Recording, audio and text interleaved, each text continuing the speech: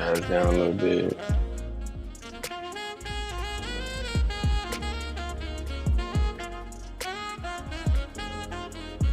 This dude so fire. Charge down a little bit. Let's turn it down a little bit though. So this is gold. I'm looking at gold on the daily chart right now, and I like to start. Just start as high as possible. I like to generally start on the daily and see, and then move from there. If you see these 2-hour decision making zones, essentially those are just my areas that buyers and sellers come to and make a decision from, whether it's to go bullish or bearish, and then move from there. But I'll leave these areas for as long as they remain. As we see, this 2-hour one's been respected. A few times. Points of liquidity above here. So I'll leave these ultimately until they get broken. But they can go on as long as until we've moved very far away from those areas. I don't like to remark up my charts because it just validates those areas and how significant they are. But this is my daily. This orange box right here. This is an area of imbalance. So this is my daily imbalance right here. All imbalances are just areas of inefficient price action. Typically what we'll see, and this being the daily, it may take a little bit of time, but we'll see price fill this area, right? To where the candlesticks end up getting down here, and then this box will be removed, right? But until that happens, that's an area that price can travel. And ironically, towards this area, right? What do I see? I see my 1-hour decision making zone, right? So this is an area that price to me wants to target, right? It wants to target this area. And for me, I'm not tunnel vision, so I like to have a perspective of how price can travel both bearish, which is selling, and bullish, which is buying. So kind of already just looking at this here, right? Recent daily candle, bearish. The sellers stepped in heavily here, kind of showed themselves. We see price tried to push up here, but then sellers stepped back in and pushed it back down, leaving this wick here. So moving towards the morning, like I said, I'm not tunnel vision. Sometimes I do have a bias, but I don't allow that bias to allow me to premeditate any of my entries, any of my moves, right? If we look at the bottom here too on our MACD, one thing I'm noticing on this MACD, right, is our volume, our volume. Right, so just strictly focusing on these bars here and my volume. So when buyers are heavily in the market, it'll be these white bars. When sellers are heavily in the market, it'll be these black bars. So anything besides those, it's telling me weak volume, or buyers or sellers are losing volume, which means losing pressure within the market to be able to move price. And this being a daily, right? We know how significant the daily is. The higher the time frame, the stronger the price action, which means the stronger these indicators of our volume, our momentum reading indicators, the stronger those would be reading, right? So without premeditating anything, this down here is indicating that we could potentially move bullish, while this up here is indicating we could potentially move bearish, right? And that's what brings me to not wanting to have a bias, right? Just open-minded. I'm open-minded to the way that price can travel, leaving no room for me to be disappointed, right, in the market. Disappointed in any move, discouraged in any move. I'm very open to the opportunities, allowing me to execute on whatever opportunity is presented to me, based on my lower time frame executions, which we'll move forward into. But this is my daily, so let me just move forward a little bit. I like the way that looks. On whatever opportunity is presented to me, based on my lower time frame executions, which we'll move forward into. But let's go to my 8-hour. I really like my 8-hour. I really like my 8-hour because how I find my decision making zones consists of 3 candles. So if you think about 3 candles 8 hours, 8 times 3 is 24.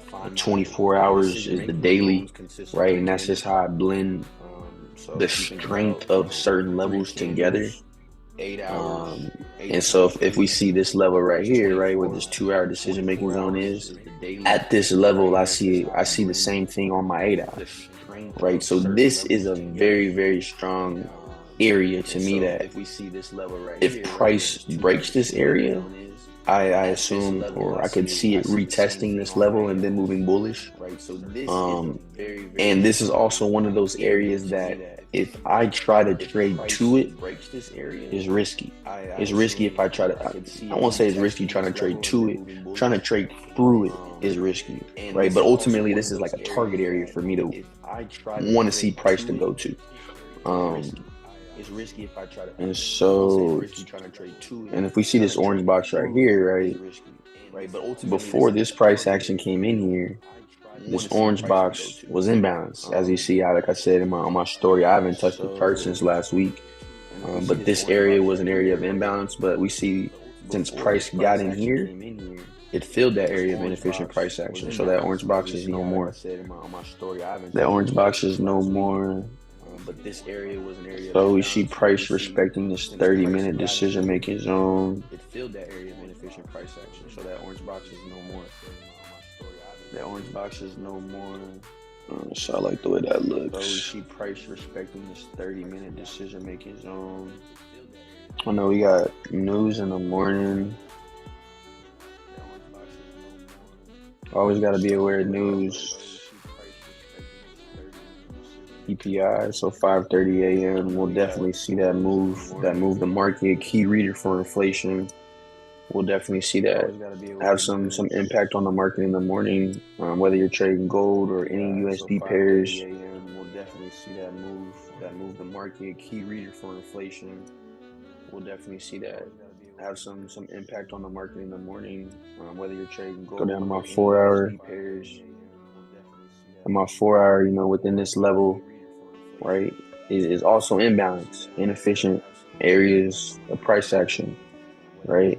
And so now I kind of have an idea of the potential areas that price could travel, whether it's bullish or bearish, inefficient areas of price action, right? And so now I kind of have an idea, and we can just see that imbalance was created because of the sellers that dominated this move right here.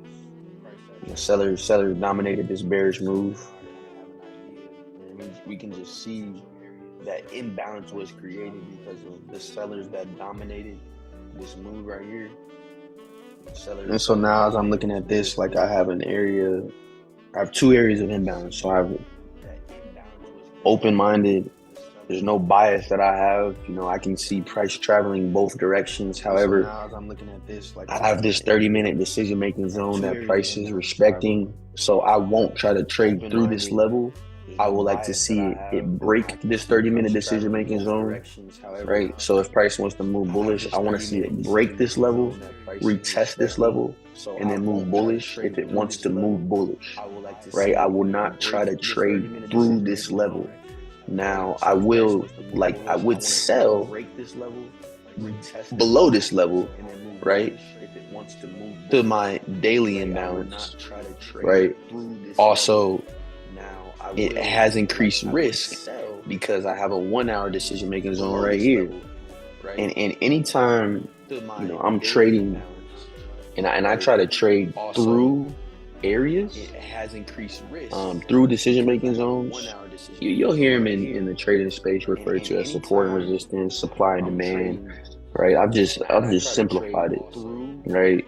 And so I refer to everything as a decision-making zone, whether buyers created it or sellers created it, because ultimately the same thing happens at those levels, right? Either buys, either sells, or it moves sideways from those areas, right? So just really simplifies it for me. But trying to trade through those levels is just increased risk. And what I want people to understand is this move right here, even just to trade to my next decision-making zone, which is this black line here, if we sold from this level and traded there, that's about 80 pips, right? 80 pips is a significant amount, right? And so that's nothing that should be taken lightly. So just moving forward here, that's about 80 pips. Right, 80 pips is I got this 4-hour decision making zone, and something that I love about these decision making zones too, they happen at multiple different time frames. So like right here, where this black line is, you see it's my 1 hour. However, we're not on the 1 hour, we're on the 4 hour, and this is the same indication that I look for between this candle structure to indicate a decision making zone. So anytime I see, a decision making zone at the same level on multiple different time frames, that area just is increased in terms of strength. So yeah, I really like the way that looks right there. At the same level on multiple different time frames, that area just. So that's my 4 hour. Let's go down. Increase in terms of strength. Go down to my 2 hour. So yeah, I really like the way that looks right there.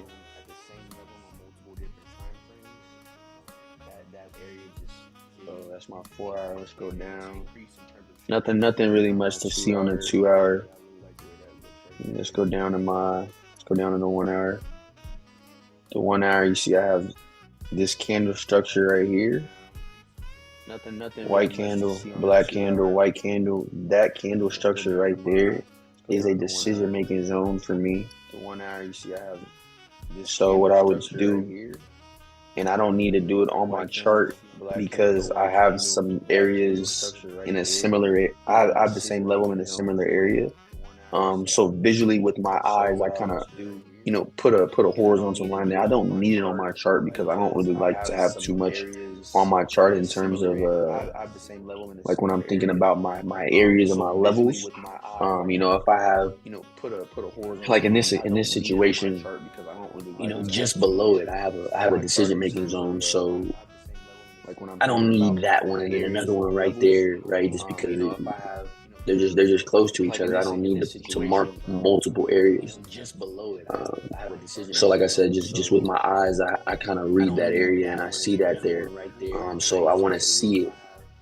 If it wants to move bearish, I want to see it break below this area and close below this area. If it wants to move bullish, I want to see it respect this level, and I don't want to see it close below this area. Right, so come the morning here in about 4 hours when I get up for the live call, I'll look to see did price respect this level or did it close below this level, right? Because this is the hour, so we'll have a few more candles before we're getting on for this live trading call in the morning. So I like the way that level looks there. Or did it close below this level, right? And so on the other side of that too is, when we talk about this imbalance, it's everywhere, right? It's everywhere in the market. And currently, there's a level of imbalance sitting right there that sellers created, right? And so what I want to see is if we want to move bullish, I want to see it respect this level and not close below it. And I want to see it move towards filling this area of imbalance. Right, and I think what will happen is it'll fill this area of imbalance by morning and come right back up to this level, being that we have a PPI in the morning. Price wants to leave points of liquidity, so it can just go hunt the money. So see, that's my 1 hour, so let's mark that up. PPI in the morning.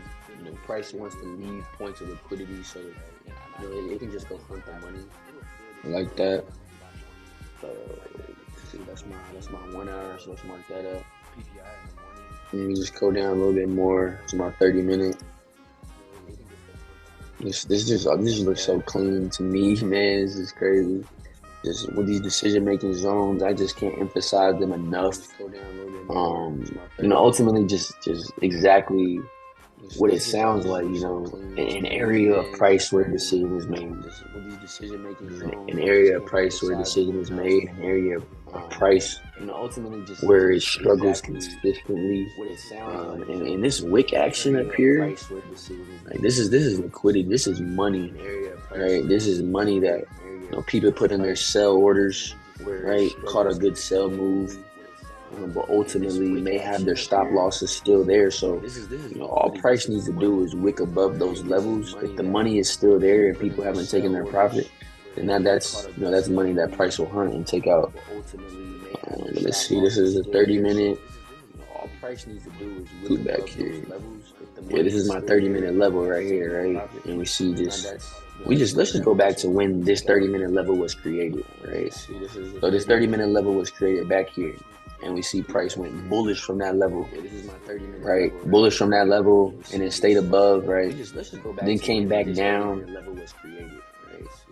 moved below that 30-minute level again, kind of used it to continue bearish, right? Stopped up at this level, moved back bullish, right? And then it just kept respecting this level. Right, this is still my 30-minute level right here. He kept respecting it, moved bearish from it, right? And then moved bearish, right? And then he just kept respecting this level.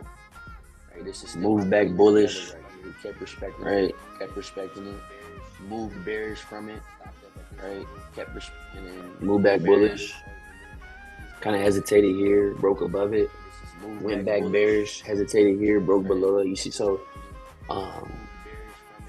Ultimately, we literally just see price moving at these areas, like in between these areas, and that's exactly why I don't remark my chart up, because ultimately I just keep seeing price, move here, back this way, move here, back this way, right? So they're just when I'm on my lower time frame, these are like profit target areas. These are profit targets. These are no trade areas, right? Depending on if price is above it or below it, I deem it differently. But ultimately, I don't need to remark my chart and spend time marking up my chart, because price keeps respecting these levels. All these green lines, anything you see that's a horizontal green line, is for my lower time frames.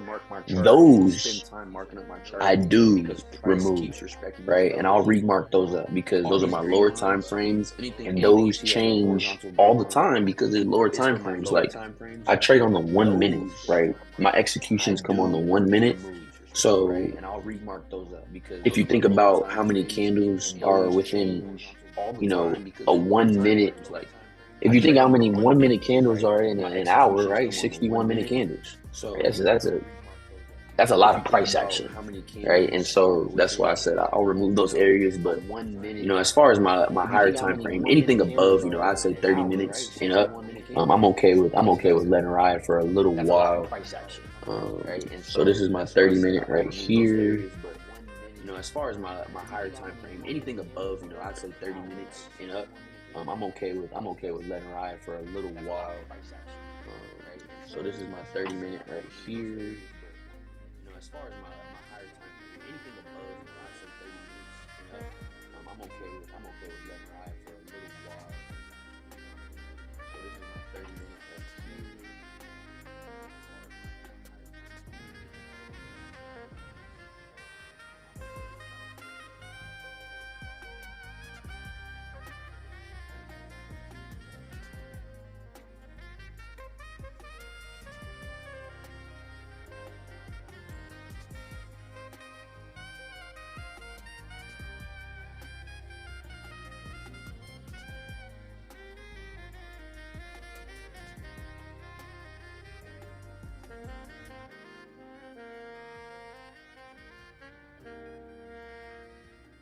Looking at this 15-minute, not focused on what's going on up here, but just looking at this 15-minute and looking at my MACD, I'm noticing that we are losing seller's volume, which could indicate that we move bullish. Not focused on but like I said, I'm kind of just getting a read on the market, and seeing how what area are we in between, what areas have we maybe left behind that price could potentially go hunt in the morning. Seeing how what area are we in? Because ultimately, once I get down to my lower time frames, I'm waiting for my executions. I'm sitting and waiting for my executions, and then I have an idea of where I'm taking those executions. Right, and so like right now, right when I go to my 5.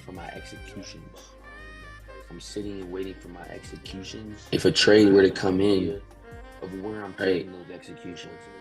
And it's bearish and we're selling, I'm taking it to this level, right? If we're buying, I'm taking it to this level, right? But remember, I said I don't want to trade through these areas, and for me, this is not enough movement. I'd rather sit and wait for it to break this area. Right? I'd rather wait for it to break this level, retest this level, and then move bullish rather than trying to catch the move through this area. I've learned too many lessons trying to do that.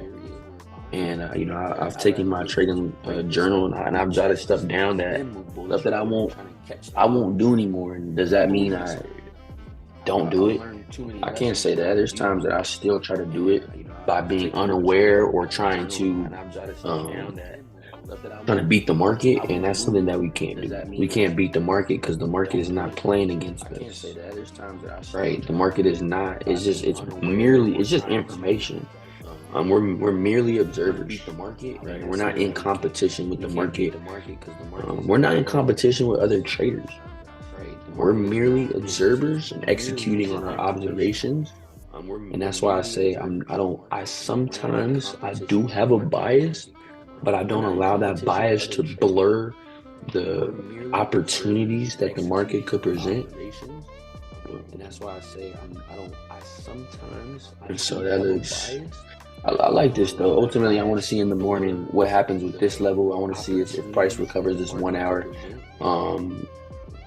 recovers this 1 hour imbalance. I'll be interested to see here in about 4 hours how price acts. So yeah, that's pretty much all I need to look at right now on gold. I got my 1 hour imbalance here. I see my decision making zones, right? So, I'm all good here. I'm going to go to my other pair that I like to trade, USD ZAR. This is USD ZAR right here. South African Rand, the most volatile USD pair. Right, South African Rand.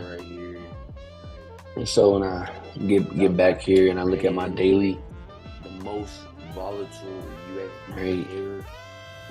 Look at the daily, we see prices is and so it's important as this cool term that I heard before, look left to get right.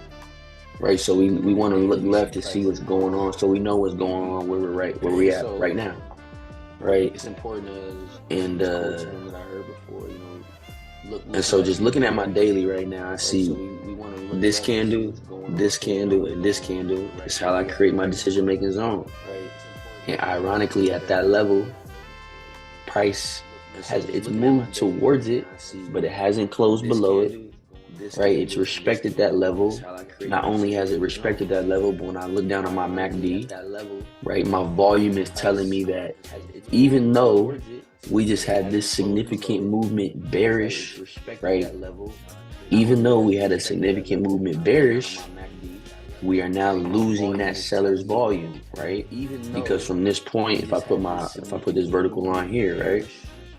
So from this point, even if we go back one more, from this point where price moved downwards on this MACD, that's when we lost buyers' volume, right? So we can say that's when sellers showed themselves.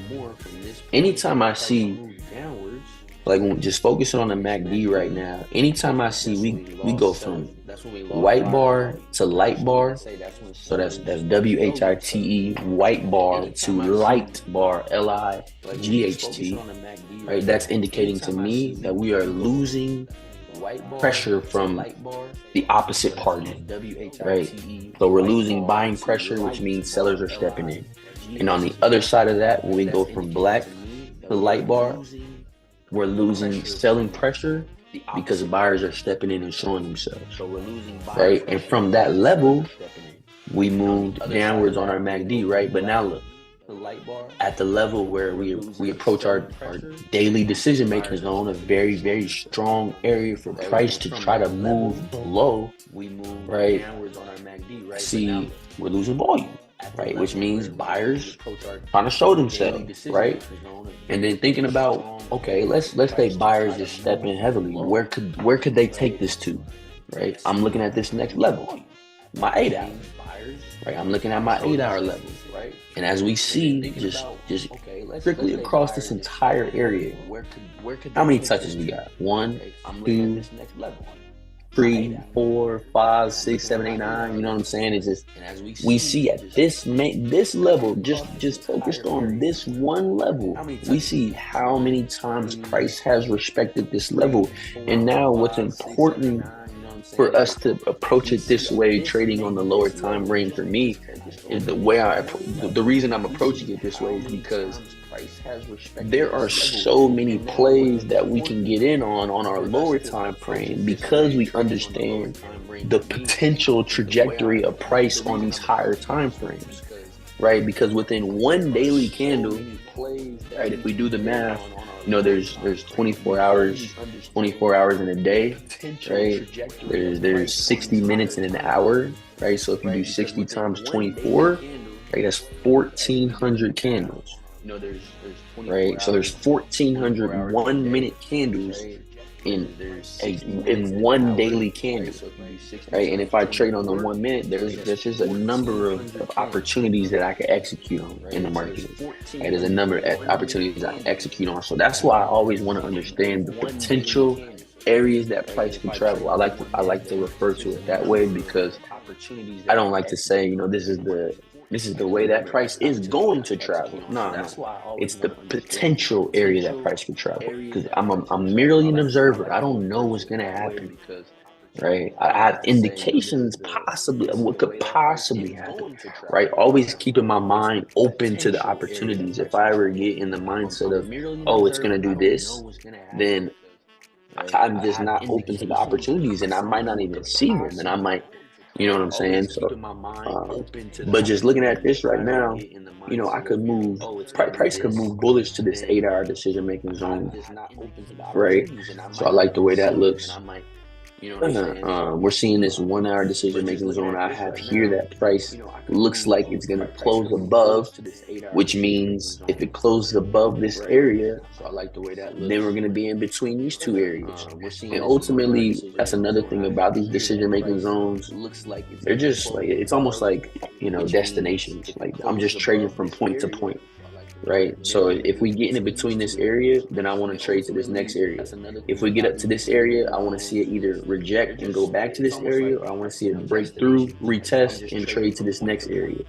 Right? And it's just, man, that's just so clean. That's so clean. But let's see. So looking on my 8-hour, I didn't see much on my 8-hour that I'm really focused on, separate from what's already happened. That's just so clean. That's so clean. But let's see. So looking on my 4-hour that I'm really focused on, separate from what's already happened. Yeah, and ultimately this daily right here. So let me make sure I mark this up. 4-hour. That daily is going to be important for price to respect. And ultimately this daily right here. So let me make sure I mark this up. All right, so my 2-hour. All right, and we see who's kind of dominating price right now. It's buyers. Buyers are clearly dominating, right? Not significant like candles besides this one here, but we can definitely see who's kind of dominating price. Just that there's more buying pressure than there is selling pressure right now, right? And being that we've gone bearish, this could just be a correction, or we could be reversing from this area. Right? Just that there's more buying pressure than there is selling pressure. And so that's my 2-hour. Let's go to the 1-hour. This could just be a correction, or we could be reversing from this area. Right? And so that's my 2-hour. Let's go to the 1-hour. So I like the way this looks, man. I like the way this looks a lot. And so thinking about news in the morning. Right, if we get bearish news, and bearish news means it shows up red. If we get bearish news from USD, so thinking about news in the morning, I like price to move. Of course, bearish on our USD dominant pair. So any pair that USD is a primary currency, I like us to move bearish. which means we'll move towards back towards this daily decision making zone. I will not try to trade through this level. I'll trade to this level, but I will not try to trade through that daily decision making zone because I do not want to get stopped up and then be caught in a trade where price is now going against my position. Let's go to the 30-minute. Try to trade through that daily decision making zone because I do not want to get stopped up and then be caught in a trade where price is now going against. Yeah, so I like the way all this looks, man. I like the way this looks. My areas are holding strong. Really not much to it deeper than that. I don't need to sit here and look at anything more, honestly. We just broke this 1 hour decision-making zone. So ultimately what I want to see now is literally price through this until I get on the charts in the morning. I don't want it to really move too far away from this 1 hour decision-making zone because I want to be able to see it react from these levels.